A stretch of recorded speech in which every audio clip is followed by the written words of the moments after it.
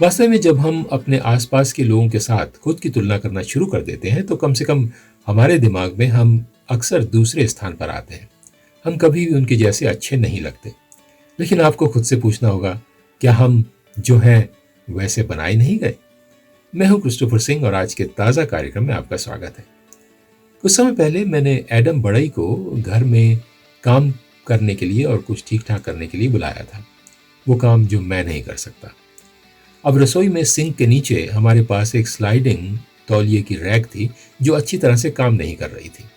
इसलिए मैंने उससे कहा कि भाई जरा इसे भी देख लेना, और बस 3 मिनट से भी कम समय में वो अच्छी तरह से काम करने लगी। बिल्कुल अविश्वसनीय। मैं कई दिनों से इसे ठीक करने की कोशिश कर रहा था, लेकिन मैं इसे ठीक नहीं कर सका और वो उसने कुछ ही मिनटों में कर दिया। लेकिन फिर एडम शायद उन चीजों को नहीं कर सकता जो मैं कर सकता हूं। इसलिए आपको खुद से पूछना होगा, क्या तुलना करना सही है? और फिर भी खुद की दूसरों के साथ तुलना करना एक ऐसा जाल है कि हम सभी इसमें फंस जाते हैं। दूसरे लोग कैसे दिखते हैं, या उनके पास क्या है, या वो क्या कमाते हैं, या उनके जीवन कितने शानदार हैं, और इसे साकार किए बिना हम अपने दिलों में एक प्रकार का द्वेष पैदा कर लेते हैं।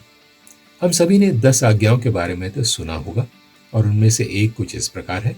निर्गमन उसका 20 अध्याय और 17 वचन में लिखा है, तू किसी के घर का लालच न करना, ना तो किसी की स्त्री का लालच करना, न किसी की दासदासी व बैल गधों का, न किसी की किसी वस्तु का लालच करना।